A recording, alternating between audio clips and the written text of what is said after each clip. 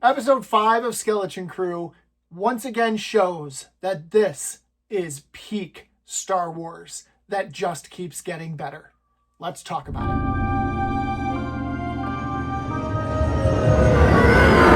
I love to talk about Star Wars. I love to show off Star Wars. I like to make Star Wars costumes and props. So if any of that interests you, give this channel a subscription and follow along.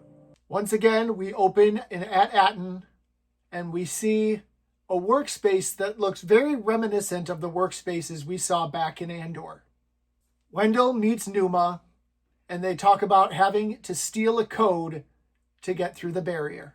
So Numa hands Wendell some sort of device, a slicing tool, to break into the system. And this tool looks really, really old, not like something we've seen before. Of course, he's caught in the process, but lucky for him, his boss is Farah, Fern's mom. They discuss how the supervisor won't help, which begs the question, who or what is the supervisor and what is their main goal? We cut to the ship and our kids and Jod have tied SM-33 up so they can power him back on and interrogate him and hope to get their answers. During this process, we see Fern and Jod butt heads, a theme that will continue through this episode. Once powered back on, SM-33 reveals to us the question we've had, who is the captain? And we learn that the old captain of the Onyx Cinder, which we hear for the first time, was an infamous pirate named Tak Renart. And then we get what I'm going to call story time with Smee. He starts telling us all about the exploits of Captain Renart, and in the middle of the story time, Wim gets up and walks away. Jod comes to see what's going on, and when he realizes that Wim's upset, he's very hesitant to console the child. But he finally decides that it's worth a try, and he sits with Wim. It is here that we see Jod use the Force again for the first time in a while, which I think is going to put to rest everybody's theories that maybe he wasn't Force sensitive and that it was a bunch of tricks the last time we saw it. It's here that Jod tells Wim to forget his parents, to forget his fears, his anxieties, that they are all attachments, and attachments are bad, which is very reminiscent of the teachings of the old Jedi. And then he speaks the line, "Your focus determines your reality," which we know is a Jedi line because we last heard it spoken by none other than Qui-Gon Jinn. The Onyx Cinder arrives at the pirate base only to find out that Captain Renard's lair has been turned into a spa, which then asks the question, how long has it been since SM-33 and the Onyx Cinder crashed on Atton? And for the second time in the episode, Fern and Jod butt heads as Jod says, "You can trust me, you know." At the spa, we see Jod again use the Force to take his knife back. Again, no tricks. Jod is Force sensitive, and he has some sort of Jedi training.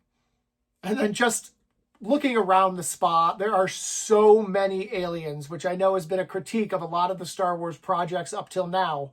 And I think that they are doing a great job on this show, filling it in with aliens everywhere they can. And when he's checking in, he uses the Republic credits to bribe the hostess.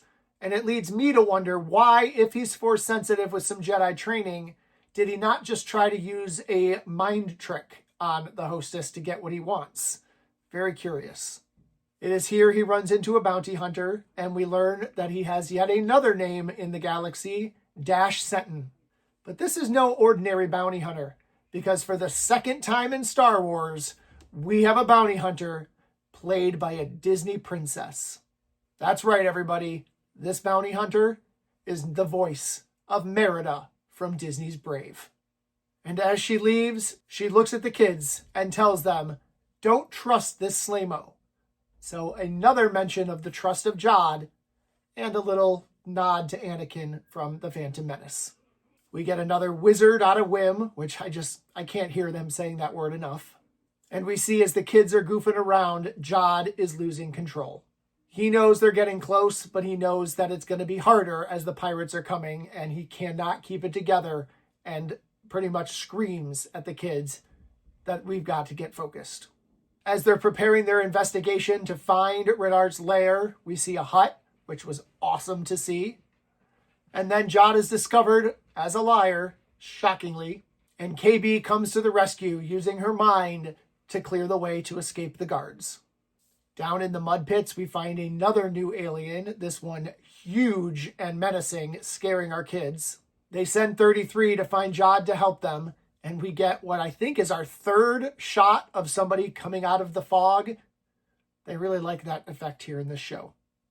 But by the time Jod and 33 get back down to help the kids, they have befriended this giant alien who just wants to hear stories. And upon meeting Jod, again, don't trust him. This is a very recurring theme in this episode. The pirates arrive on the base. They go deeper into the mountain to hide from them and to find Renard's lair. And finally, after 4.5 episodes of this show, we get Goonies in Star Wars. Because they are searching the tunnels, which are full of booby traps. And once again, Fern reminds Jod of their agreement, showing that distrust. We get to see 2 booby traps, as well as a puzzle, a test to get into the lair, which is so Goonies that I just absolutely love it. Also kind of a little Raiders of the Lost Ark vibe there too. KB, again to the rescue, discovers the clue to get into the lair, but we learn that the kids could not have done this themselves because only a pirate could have figured out that treasure is a pirate's ultimate sacrifice. They don't ever want to give up their treasure. Having solved the clue, they enter the lair, and we get an Aladdin vibe now with the Cave of Wonders, because Jod tells them, don't touch anything, just like in Aladdin. Upon investigating the lair, we see a treasure we all recognize, and that is a lightsaber. And did anybody think that this lightsaber looks like a very High Republic style hilt? Because I sure did. And now it is Neil who finds something different and helps them discover the captain's data port, where we get the coordinates to get our kids back home. And we also get our first glimpse into Captain Renard. While the transmission is fuzzy and we never really get to see his face, he does reveal yet another answer for us. And we finally learn the treasure of Atton.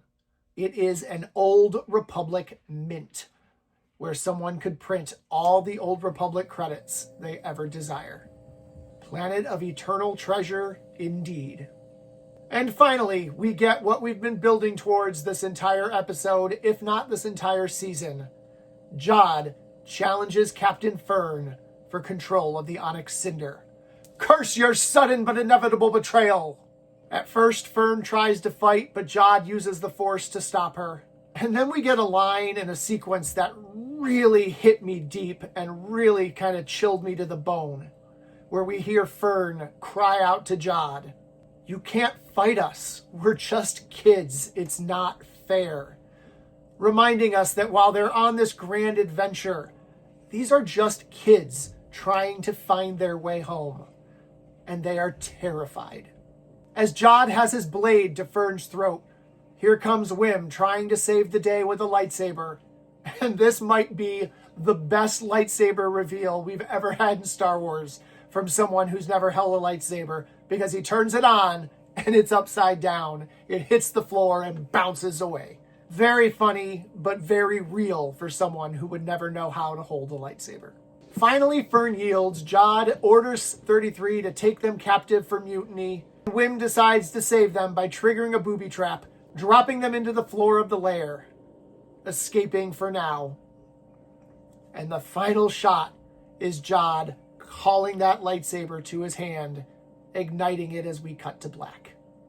I absolutely loved this episode. It finally gave us what we've been looking forward to since the trailers, an adventure, a Goonies adventure in space, booby traps, puzzles, treasure. It was all there. We got more answers than we were left with questions this time. We know for sure that Jod is Force sensitive.